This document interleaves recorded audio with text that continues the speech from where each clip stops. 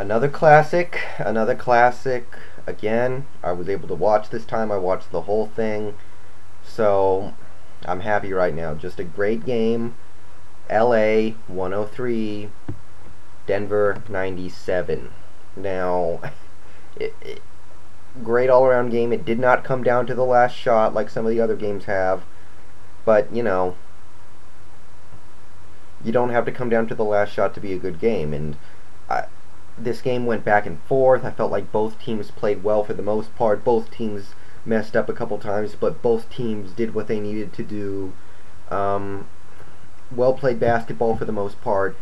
Denver led by a little bit for most of the game, but it was never out of hand. I don't think Denver ever led by more than 8 points, so nothing ever got away from either team. We saw, the best players on these teams take over near the end. We saw some great bench performances, some really gutsy plays, and I was just glad to be able to watch it because early in the game it was like Denver was playing really well, but they weren't leading by that much. I was thinking to myself, the way Denver is playing right now, they should be up by like 15 or 20, but they aren't because the Lakers have had alligator blood. They were just hanging around and hanging around. Denver couldn't quite shut the door, and they never got up by more than 8. And every time they got a lead like that, they would immediately relinquish it back to like 5 or 4. And when you let a team hang around, it's going to happen eventually. So in the third quarter, LA had runs. They tied it a couple times, and then Denver took a 8-point lead into the fourth. But LA made that final push, got just enough to win this game, and I'm impressed. Kobe got to the free throw line a lot. He shot 17 free throws, ended up with 41 points, hit a couple threes, including a big one to put LA up late in the game. I think that put them up for good, but I'm not totally sure of that. So 41 points for him, 6 boards, 5 dimes, a couple of steals, a couple of, he did turn it over just once. So given how often he does control the ball, that's real good. Fisher, 4 points, 3 boards, 2 assists, 3 steals. I think I'm going to let him off the hook. He did have 2 turnovers, but he found a way to kind of sort of contribute. So I don't know. If Fisher shows some signs of life over these next 3 weeks or whatever, assuming the Lakers make the finals, which I think they will. If he shows some signs of life, that's cool. But if he doesn't, I think he might need to retire. And today, he didn't play great by any means. You could argue he didn't even play decent, but he impacted the game. Picked up 3 steals, scored a couple buckets, wasn't missing a lot of shots or anything, so I can take that. And I can take that from Andrew Bynum. 7 points, 4 rebounds, 3 blocks. That's, not great by any means, but he's not playing big minutes right now because he has a hard time matching up with Nene, so if he gets out there and just finds little ways to contribute, that's cool. He had a couple blocks tonight. He did pick up a couple fouls early that were dumb, but he stopped that. He stopped committing fouls later in the game after he picked up a quick 2, so that was big of him. Gasol, 20 and 10. During the regular season, Gasol was a 20-10 machine.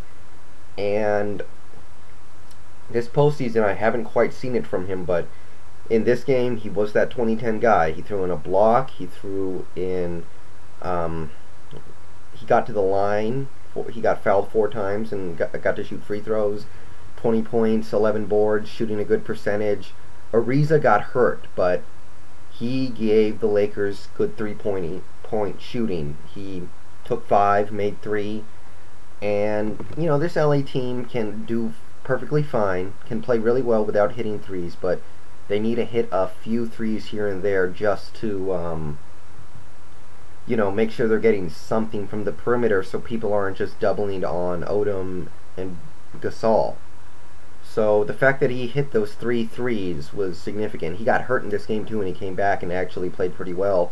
I'm not saying it's all on him, but Carmelo was not on his game today, and maybe you attribute some of that to Ariza. Odom. Lamar Odom, same deal. Not enough points for me. He scored 8, 7 boards, 4 4 fouls, so I'm not huge on that, but he, this is the second time this series now where he was guarding the inbounder on a huge play and made that steal happen. He is so long, so big, that it's hard to inbound against him, and having him out there was big. Very big. Sasha hit a 3, but he still hasn't found his game yet. At least he did something, I guess, but 1 3 is really not going to do anything for you, and I'm sorry, it's getting kind of late over here, I guess, and I did a lot of work today, so really the LA bench didn't show up that much. It was about the starters tonight. Gasol chipping in with the 20. This LA team does need another guy to get 20 points or so, and tonight they had Gasol and Ariza throwing in close to 20 with 16, so they played great. I really thought they were going to let this game go and just try and win game 4, but they didn't go away. And for Denver, I think it's a lot of the same stuff. Billups, his shot's not there. I mean, he played pretty well today, 6 boards, 7 dimes, 18 points, but his shot is not there. And today he wasn't getting to the line a bunch to make up for it. He's got to make more threes, got to make more jumpers, just not feeling it right now. And this is the 3rd game in a row. Can't happen. Nene started off well, then fell off near the end, and eventually fouled. No, he didn't foul out, actually. He managed to just avoid that. 13 points, 6 boards. But a lot of those points came really early in the game, and then he just fell off.